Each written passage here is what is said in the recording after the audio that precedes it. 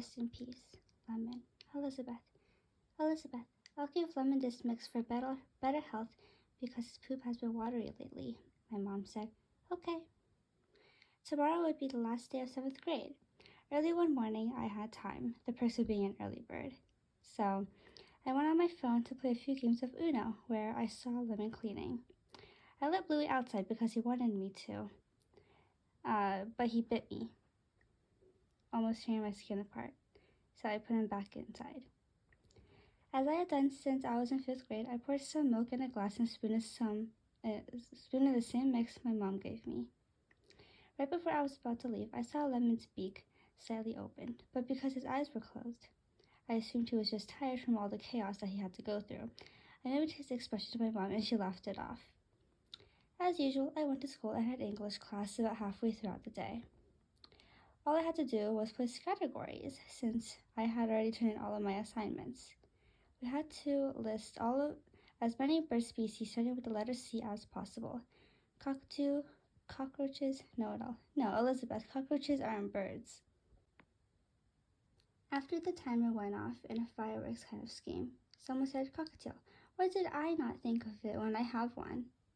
I was picked up by my dad after my day ended with yearbook signing and laughter with my friend. That's strange. My mom usually did so, but perhaps work got cut off early. When I went to my mom's house, I expected Bluey to fly over to me and Lemon to sit on her shoulder or hand, but it didn't quite turn out that way. That's fine with me.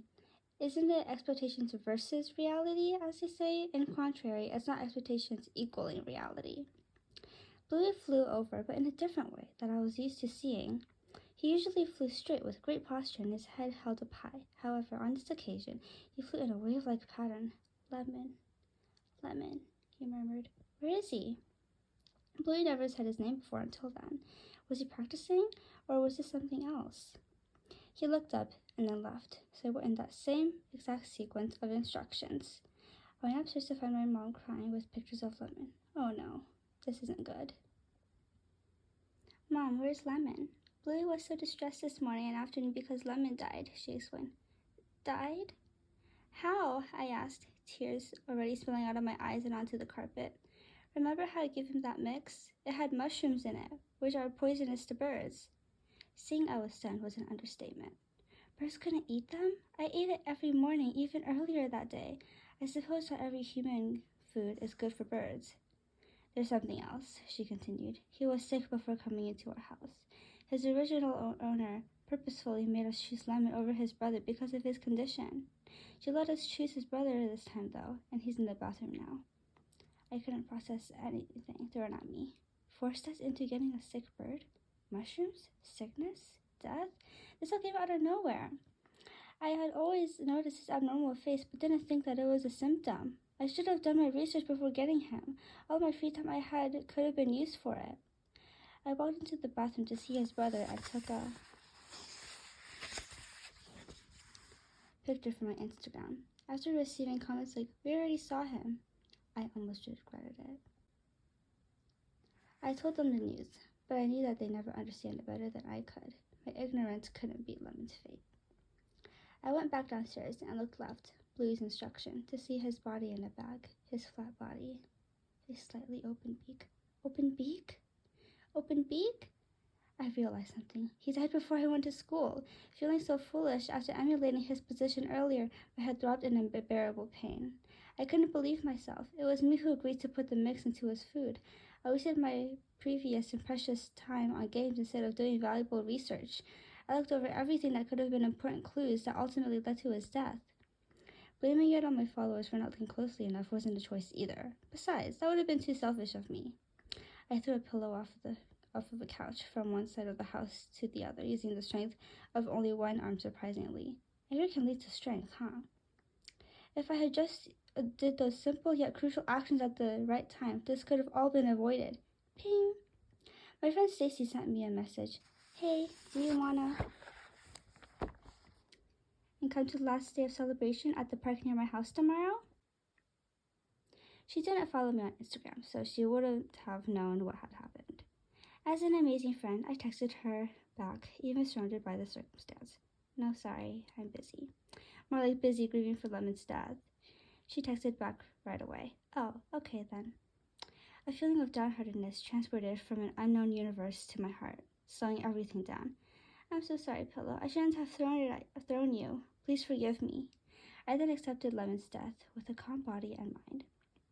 Everything in life happened for a reason, and the only thing we could do from then was to learn from them. I went to school the next day, but once I told Cora the saddening news, she asked me if something bothered me. Something or someone told me that I should open up to her, so I simply said, Lemon died. Already? Once you feel better about it, you can get Bluey a new friend. Yeah, and my mom already got a new bird. Already? She answered. I was surprised too, but just saying already won't help me in my grieving stages, alright? Bluey. I was about to sleep. In the middle of the night, Lemon wheezed a few times. Lemon, I'm so sorry for everything I've done to you. Please forgive me. It's okay. It's too late now to tell Elizabeth the news, since she's already asleep, but can you tell her when she wakes up? Yes, I promised. I bobbed my head to verify it. It was no doubt that I was a loyal bird.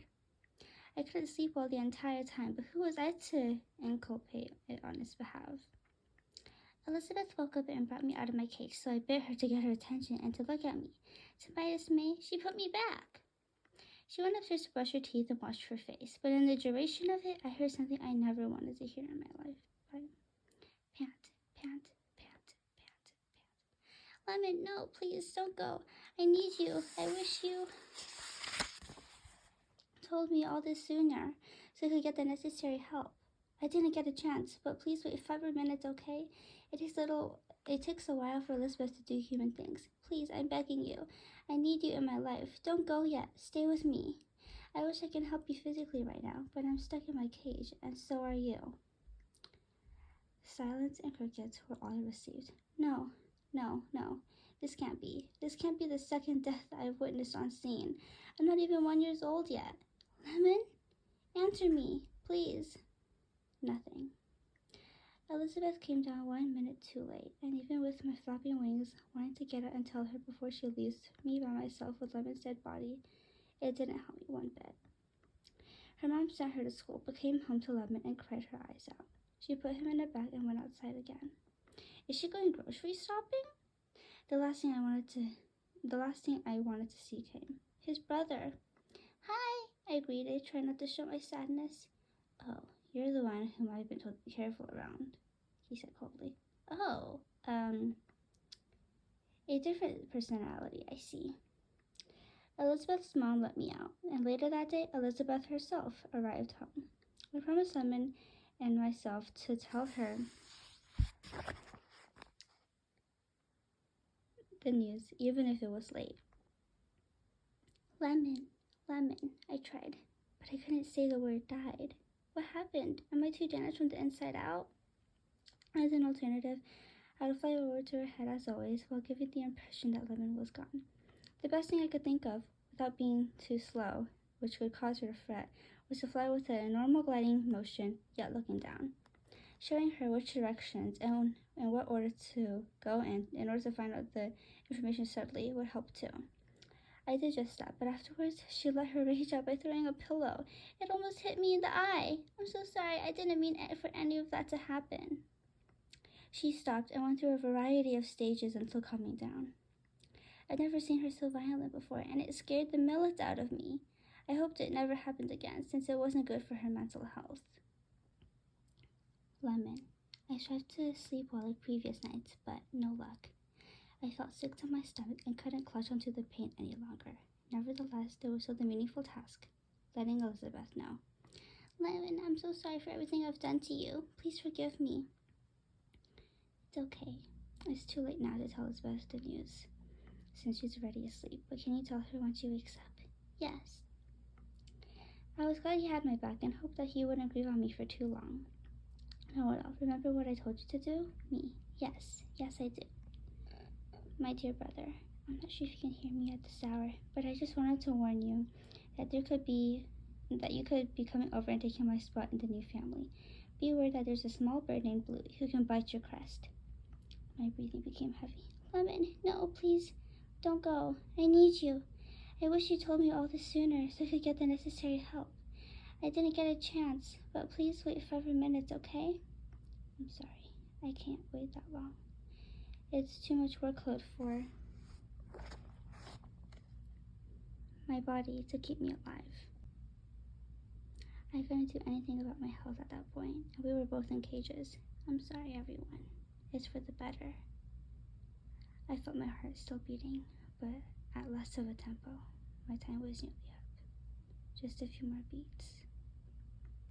My heart was going to fail on me, and even though I wanted to keep living my life, it was too painful to keep up.